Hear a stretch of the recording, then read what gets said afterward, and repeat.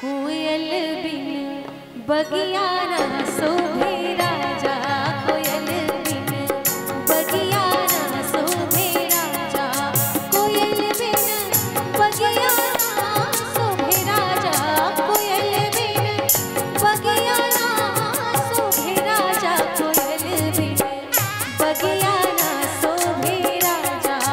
कोयल बिन बगिया न शोभे राजा।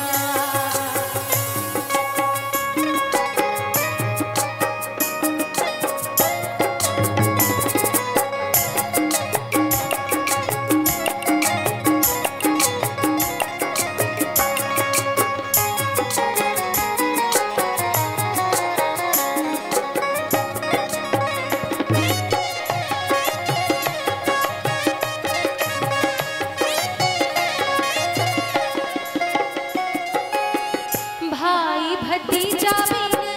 नैहर न सोहे,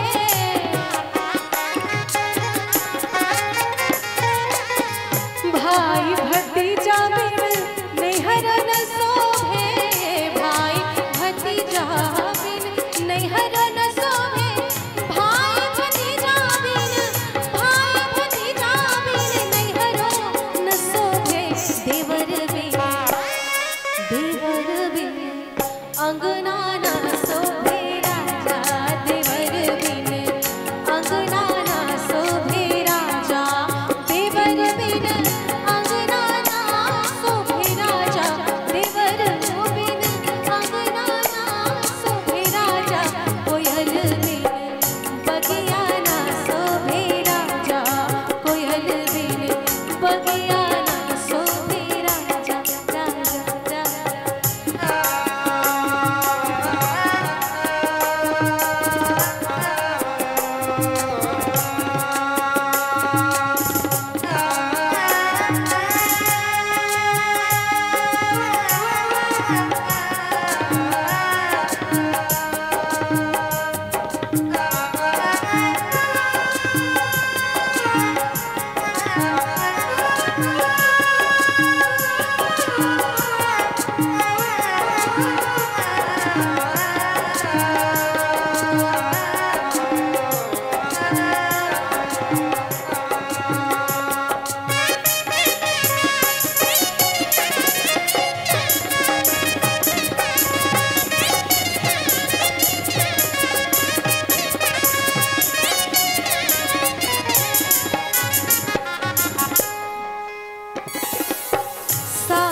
ससुर बिन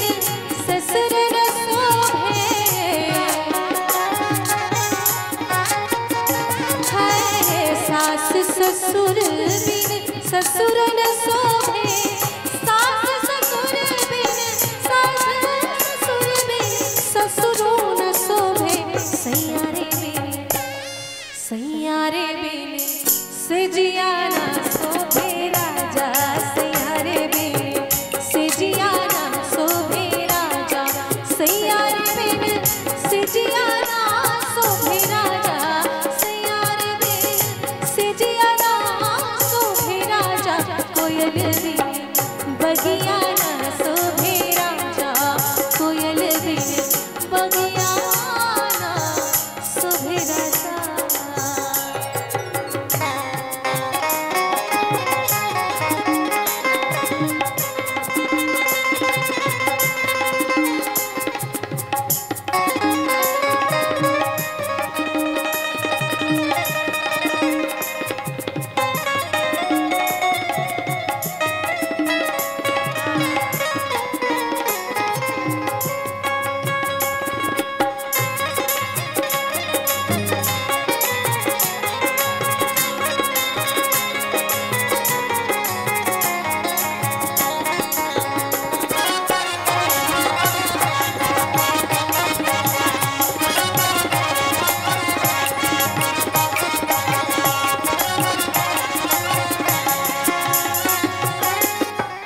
औरत की जिंदगी में जो सबसे ज्यादा जरूरी चीज है, जिसकी कीमत अनमोल है, वो है क्या? ला से नूर बिन मंगियो न शोभे।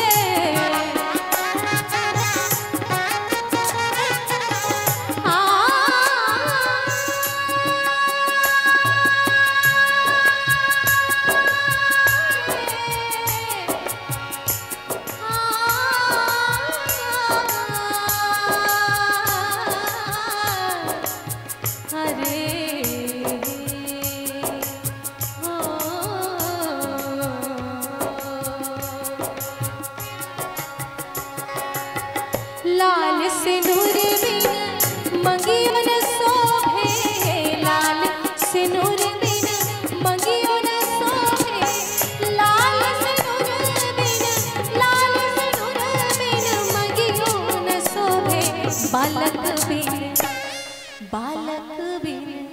गोदिया ना शोभे राजा, बालक बिन गोदिया ना शोभे राजा,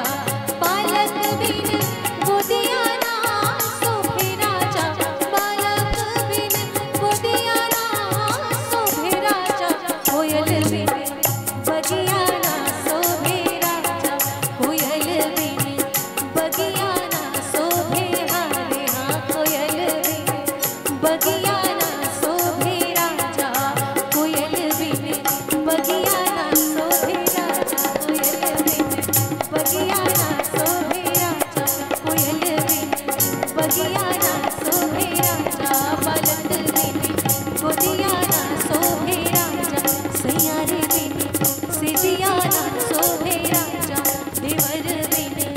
अंगना ना शोभे राजा, कोयल बिन बगिया ना शोभे, बगिया ना शोभे।